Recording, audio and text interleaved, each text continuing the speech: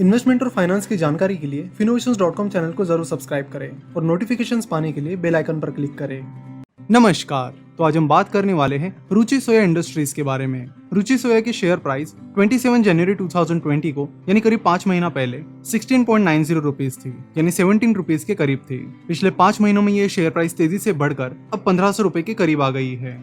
रुचि सोया वही कंपनी है जिसने साल 2017 में बैंकरप्सी के लिए फाइल किया था। पिछले साल जब रुचि सोया स्टॉक एक्सचेंज से डिलिस्ट हो गई थी तब कंपनी की शेयर प्राइस 3.5 रुपए के करीब थी। चलो तो आज रुचि सोया के बिजनेस के बारे में डिटेल में बात करते हैं। रुचि सोया ने अपना ऑपरेशन 1986 में शुरू किया। शाहरा फैमिली ने मध्य प्रदेश में ये बिजनेस स्टार्ट किया।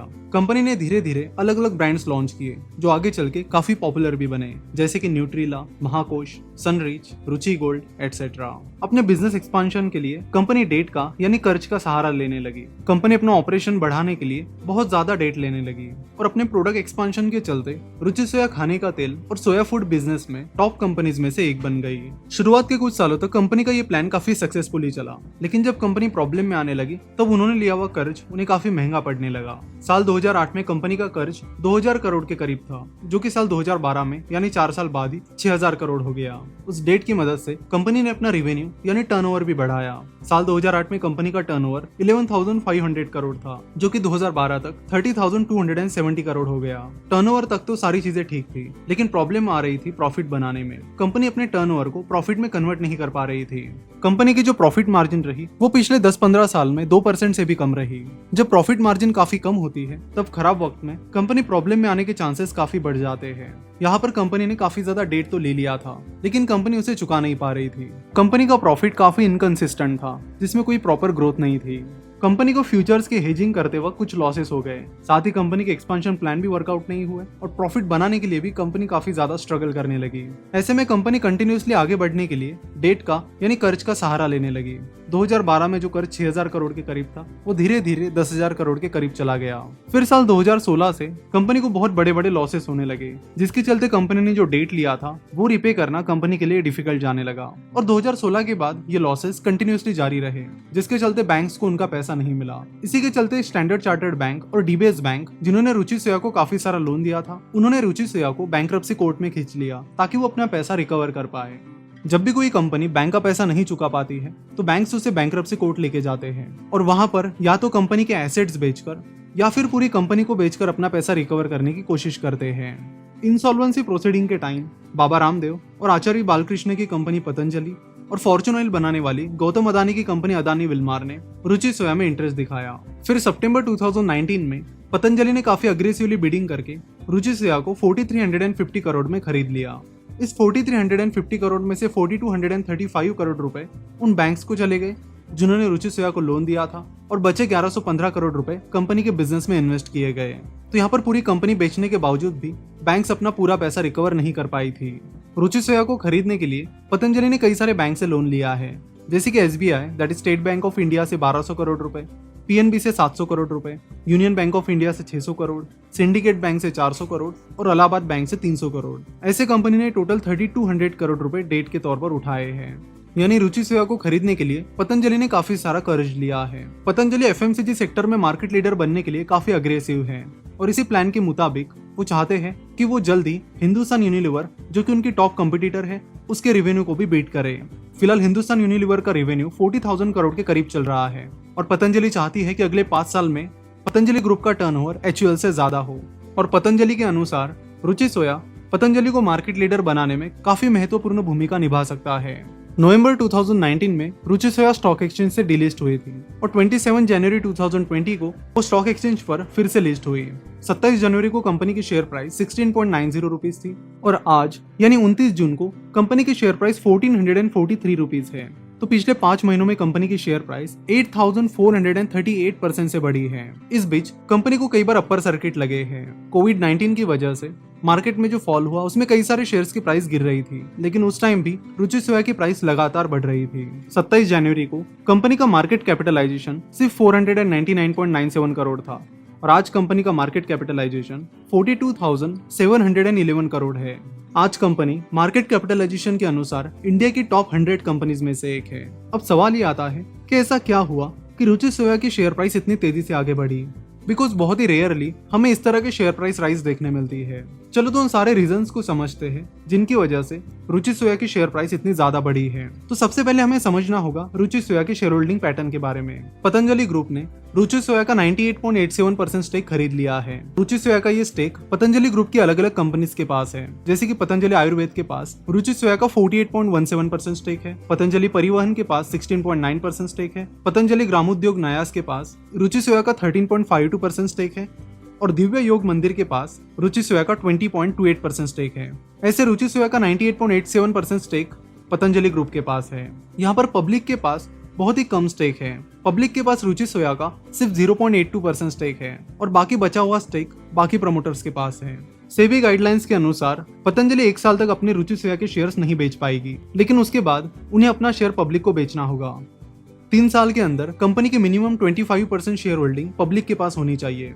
इसलिए अपना 1 साल का लॉक इन पीरियड खत्म होने के बाद पतंजलि ग्रुप को अपना काफी सारा स्टेक पब्लिक को बेचना होगा। जनरली जितनी भी कंपनीज हम स्टॉक एक्सचेंज पर देखते हैं उनमें से लगभग सारी कंपनीज की मिनिमम 25% शेयर होल्डिंग पब्लिक के पास होती है। पब्लिक के पास रुचि सोया का सिर्फ 0.82% स्टेक है, इसलिए कंपनी के टोटल शेयर्स जो स्टॉक एक्सचेंज पर ट्रेड हो रहे हैं वो बहुत ही ज्यादा कम है। रुचि सोया के अंदर बहुत ही कम सेलर पाए गए हैं, जबकि खरीदने वाले बहुत ज्यादा है। वही सेबी गाइडलाइंस की वजह से पतंजलि ग्रुप भी अपने शेयर्स बेच नहीं पा रही है, इसलिए यहाँ पर जो शेयर्स का ट्रेडिंग वॉल्यूम है वो बहुत ही ज्यादा कम है और ये एक बहुत बड़ी प्रॉब्लम है। यहाँ पर बहुत ही कम लिक्विडिटी की वजह से बायर्स और सेलर्स के बीच ठीक से बैलेंस क्रिएट नहीं हो रहा है। जब भी कंपनी में लिक्विडिटी बहुत कम रहती है और कंपनी के ट्रेड होने वाले शेयर्स भी बहुत कम रहते हैं तो ऐसे शेयर्स में काफी ज्यादा फ्लक्चुएशन पाया जाता है। वही ऐसी सिचुएशंस में प्राइस मैनिपुलेशन के चांसेस को भी आप नजरअंदाज नहीं कर सकते। तो रुचि सोया के इस केस में खरीदने वाले लोग तो बहुत ज्यादा थे, लेकिन सेलर बहुत कम थे, यानी यहाँ पर सप्लाई बहुत लिमिटेड थी और डिमांड बहुत ज्यादा थी, जिसके चलते रुचि सोया के शेयर प्राइस में लगातार अपर सर्किट लगने लगे। जनरली ऐसी तरह के शेयर्स में आपको ज्यादातर टाइम अपर सर्किट और लोअर सर्किट लगते हुए ही मिलेंगे। बहुत कम लिक्विडिटी की वजह से, बहुत कम शेयर्स ट्रेड होने की वजह से बहुत कम टाइम ये शेयर्स नॉर्मल शेयर्स की तरह ट्रेड कर पाते हैं। ऐसी कंपनीज में इन्वेस्ट करते टाइम आपको इन चीजों का भी बहुत ज्यादा ध्यान देना होगा, क्योंकि अगर आपने शेयर खरीद भी लिया तो ऐसी कंपनीज में शेयर बेचते वक्त आपको दिक्कत आ सकती है और लगातार चल रहे सर्किट्स की वजह से आपको लॉसेस भी हो सकते हैं। नेक्स्ट रीजन है ऑप्टिमिज्म। रुचि सोया के शेयर होल्डर्स ऑप्टिमिस्टिक है कि पतंजलि ग्रुप जल्दी कंपनी को टर्न अराउंड कर लेगा। पिछले 10 साल में रुचि सोया का ऑपरेशन काफी खराब रहा है। पिछले 3-4 साल में तो कंपनी लगातार लॉसेस में चल रही है। तो फिलहाल कंपनी के सामने 2 बड़े चैलेंजेस ये हैं कि पहले तो कंपनी को profitable banana and second company की प्रॉफिट मार्जिन बढ़ाना। कंपनी के जो क्वार्टरली लॉसेस है वो अभी भी जारी है और कंपनी की जो इनकंसिस्टेंट परफॉर्मेंस है वो भी लगातार जारी है। फाइनेंशियल ईयर 2020 के लास्ट क्वार्टर में कंपनी को 41.25 करोड़ का लॉस हुआ है और इस क्वार्टर में कंपनी का रेवेन्यू ईयर ऑन ईयर 1.42% से बढ़कर 3190 करोड़ हुआ है। एक्चुअली फाइनेंशियल ईयर 2020 के थर्ड क्वार्टर में कंपनी को काफी ज्यादा प्रॉफिट हुआ था, लेकिन वो प्रॉफिट मेनली एक्सेप्शनल आइटम की वजह से हुआ था। अगर उन एक्सेप्शनल आइटम्स को निकाला जाए तो थर्ड क्वार्टर में कंपनी को 151 करोड़ का प्रॉफिट हुआ था। तो फाइनेंशियल ईयर 2020 के थर्ड क्वार्टर में प्रॉफिट, फोर्थ क्वार्टर में लॉस, इस तरह कंपनी की इनकंसिस्टेंट जर्नी अभी भी जारी है। तो फिलहाल कंपनी के मैनेजमेंट के सामने ये बहुत बड़ा चैलेंज है कि इस इनकंसिस्टेंसी को रोक के प्रॉफिट में अच्छी खासी ग्रोथ और कंसिस्टेंसी लाना। कंपनी के फिलहाल की फाइनेंशियल परफॉर्मेंस को देखते हुए कंपनी का फिलहाल जो मार्केट कैपिटलाइजेशन है जो कि 42,000 करोड़ के करीब है वो बिल्कुल भी जस्टिफाई नहीं करता है। इस मार्केट कैपिटलाइजेशन को जस्टिफाई करने के लिए कंपनी को बहुत अच्छा प्रॉफिट बनाने की जरूरत है और उसमें उन्हें कंसिस्टेंटली ग्रोथ भी दिखानी होगी।